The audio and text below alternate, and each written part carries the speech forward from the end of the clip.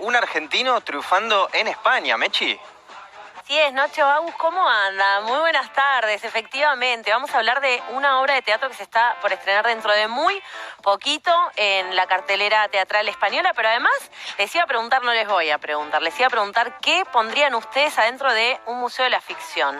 Si existiera el museo de la ficción, ¿qué llevarían ahí? ¿De todo el mundo tiene que ser? Puede ser lo que vos quieras, Nacho. Ok, bueno. Mirá todo lo que te estoy permitiendo. Muchísimo, es muchísimo. El Padrino, mucho del Padrino pondría, creo que es como bastante... Está bien, puede ser una peli, ¿no? Pero puede ser un sentimiento, puede ser una frase. Vaya uno a saber todo lo que se pueda poner adentro de un museo de la ficción. Para saber la respuesta vamos a hablar justamente con este dramaturgo artista que la está rompiendo ahí en Madrid, este argentino Matías Umpierres, que ya está del otro lado y nos va a contar sobre este proyecto, que es una apuesta teatral y que lo presenta como con este título del Museo de la Ficción, aunque en realidad está Macbeth por ahí dando vuelta en una presentación muy atípica para una obra de teatro. Matías, ¿cómo estás? Muy buenas tardes acá, buenas noches en España. ¿Estás por ahí? Sí, ¿qué tal? ¿Cómo están? Un placer estar en contacto con ustedes. Bueno, igualmente, sabemos que ya es un poco más tarde allá en Madrid, estás instalado en Madrid, venís de recorrer varios países, estás por estrenar dentro de poquito una obra teatral, esta suerte de museo de la ficción, que además con figuras muy importantes, ¿no? La actriz Ángela Molina, pero contanos un poco cómo es esta apuesta, porque entiendo que es bastante particular, que no es el teatro que vos vas y te sentás, no, es bien distinto esto, ¿no es cierto? Sí, sobre todo porque se define dentro del universo de la transdisciplina, es decir, las disciplinas que de alguna manera se cruzan por medio de las artes, de los géneros de las artes, y justamente nos proponen otro tipo de encuentro. En ese sentido se vuelve una pieza más relacionada con las artes visuales, pero a la vez también con el teatro, pero a la vez también con el cine, por lo que es de alguna manera una videoinstalación, ¿no? Lo que se encontrarán los espectadores y las espectadoras cuando ingresen a las naves del Matadero, que es donde se presentará aquí en Madrid, será justamente con un cuadrilátero de pantallas que son realmente gigantescas, son de 9 metros cada una de las pantallas, y esta ficción de alguna manera rodea y abraza al espectador, y es el espectador y espectadora quien de alguna manera va generando el montaje a partir de lo que ve y de lo que decide omitir. O sea que específicamente lo que ocurre, además el Matadero es un espacio de Madrid bastante importante, muy interesante también para desplegar allí. Es una obra de teatro, es una adaptación de Macbeth, ¿no es cierto?, de Shakespeare, pero el espectador entra, hay 4 pantallas diferentes, va a decidir qué ve o cómo arma esa narración. Esto me interesa que me lo expliques y cómo lo relacionás o cómo lo vinculás con esta idea de un museo de la ficción.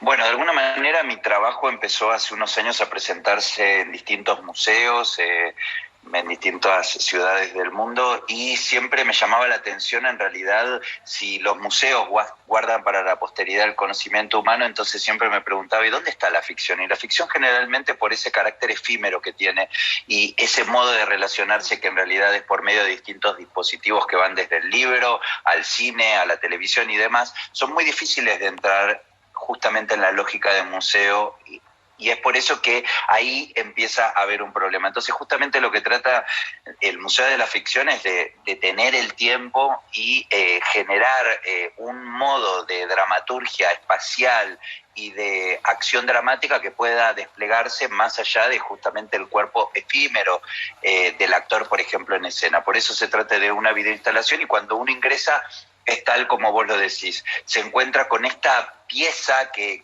es un cruce entre el teatro y el cine de alguna manera, y que está montada alrededor de los espectadores y las espectadoras, y son ellos, como bien vos decís, quienes hacen su recorte del montaje de alguna manera. Claro, y por ende, Matías, los actores no es que están ahí mismo en el espacio, porque hay que tratar de entender esto, es algo atípico, es realmente novedoso, sí. Por eso para entender, además de que no estamos en Madrid, tampoco están ahí los actores, ¿no? Porque lo que vos estás haciendo es filmarlos previamente, por eso decís lo del cine, me imagino con ciertos elementos del teatro que vos nos contarás, luego el espectador hace su propio recorrido, pero apuntás a que queden esas actuaciones para que no se olvide esto de la ficción, para que quede como para el museo que estás creando. ¿Es así? Sí, de alguna manera sí. Por ejemplo, inclusive cuando uno se encuentra dentro de la historia del arte, por ejemplo, con la figura de grandes actores y actrices, como por ejemplo en el caso de Andy Warhol, que guarda en el tiempo a Marilyn Monroe, en realidad la guarda como un ícono, ¿no?, de la cultura pop, del capitalismo, de la cultura de masas, pero no de alguna manera como ella se definió a lo largo de su carrera, que es como una actriz, y justamente esa performatividad desaparece justamente en la lógica de trabajo de los museos. Entonces mi trabajo justamente era detener ese tiempo y crear un tipo de dispositivo, un tipo de encuentro en donde eso sea posible. Entonces fue posible gracias a la figura virtual, ¿no? Y con eso me refiero a filmaciones que, como te comento, en vez de estar simplemente enfrentando a los espectadores como sucede en el caso del cine o de la televisión, en este caso está rodeando a los espectadores para que sean los espectadores quienes vayan generando esa dramaturgia de alguna manera con respecto a lo que ven y a lo que deciden dejar de ver, ¿no? Claro, totalmente. Y además, otra cosa que explicás es que esta es como una suerte de primera parada, ¿no?, de esta estación, de este tren que es el Museo de la Ficción. ¿Cómo sigue? ¿Cómo se va completando ese museo?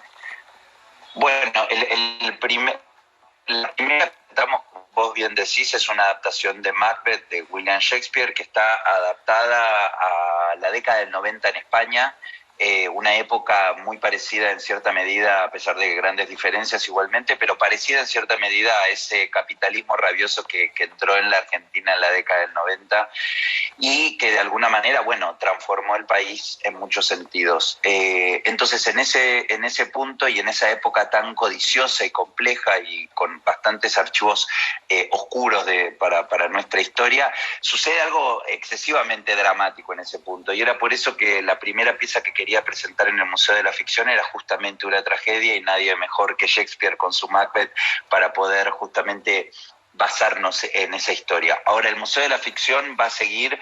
Creo que es un proyecto que posiblemente me acompañará toda la vida. Son esos proyectos que uno empieza a planificar y va creando distintas series, ¿no? La primera es esta que se llama Imperio, justamente, y es la adaptación de Macbeth, pero las otras serán otros modos de ficción, como por ejemplo la ópera, como por ejemplo inclusive el trabajo en la danza. Entonces el espectador o las espectadoras se encontrarán con otros modos de museificar la ficción, como en el caso de encontrarse con la ópera, con la danza, con la literatura, con proyectos de ficción musicales, etcétera, etcétera.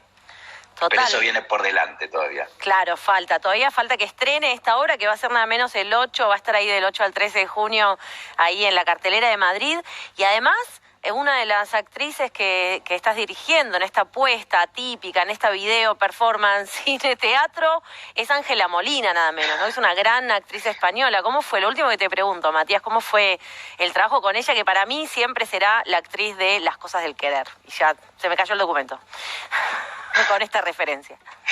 Bueno, en realidad Ángela es protagonista de más de 100 películas en realidad, inclusive de grandes espectáculos también teatrales, y por eso fue musa de directores como Buñuel, Almodóvar o Bob Wilson, por ejemplo, en el teatro, por nombrar solamente algunos.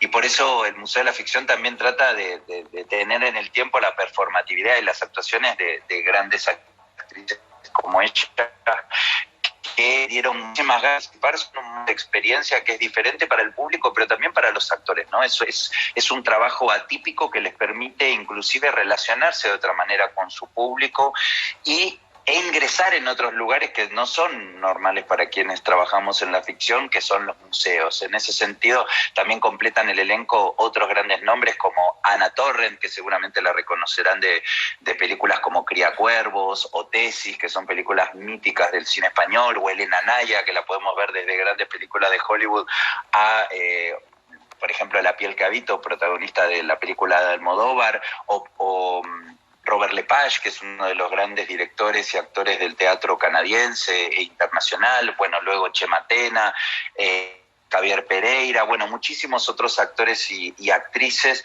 que también quería que estén guardados en este museo. Así que la verdad es que se trata de acercarnos al público de otra manera. Mi trabajo siempre trata de generar otro tipo de relación con la ficción y el público, pero también con quienes construimos la ficción, como en este caso son los actores e inclusive la narrativa de Shakespeare. Ahí está, totalmente. Matías, te agradezco muchísimo. Del 8 al 13 de junio va a estar ahí en la cartelera teatral de Madrid, nada menos. Este argentino, Matías Umpierres, con una gran obra que además es la primera estación de un museo de la ficción. Ahí va, mezclando muchas disciplinas. Muchas gracias, Matías.